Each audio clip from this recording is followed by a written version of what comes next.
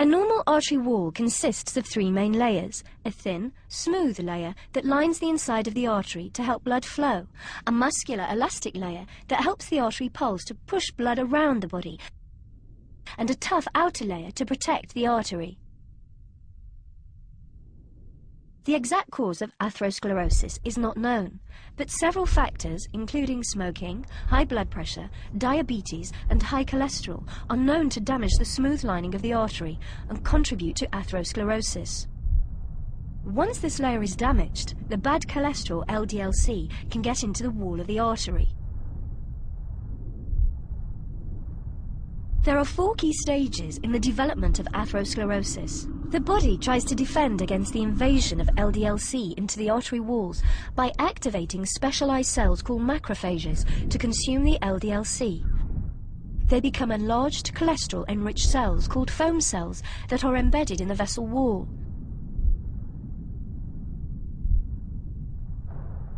The accumulation of foam cells can be seen by the presence of fatty streaks in the vessel wall. As the fatty streaks grow, the body tries to protect the artery from them by surrounding them in a fibrous capsule. At this stage, the growth is called a plaque. As the plaque gets bigger, the body tries to preserve the blood flow through the artery. The plaque expands into the elastic layer, which stretches in order to keep the opening of the artery the same. If the plaque continues to grow, its expansion will eventually intrude on the inner opening of the vessel, as the elastic layer cannot stretch anymore. This reduces the ability of blood to get through the artery.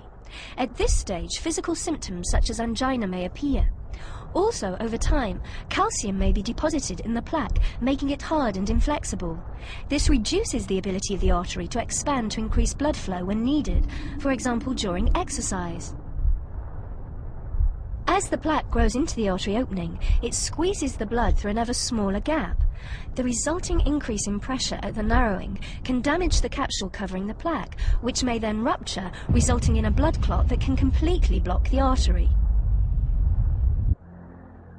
Depending on the location of the blockage, the consequences, such as stroke or heart attack, may be severe and could be life-threatening. Atherosclerosis is progressive, and it can take many years before symptoms appear.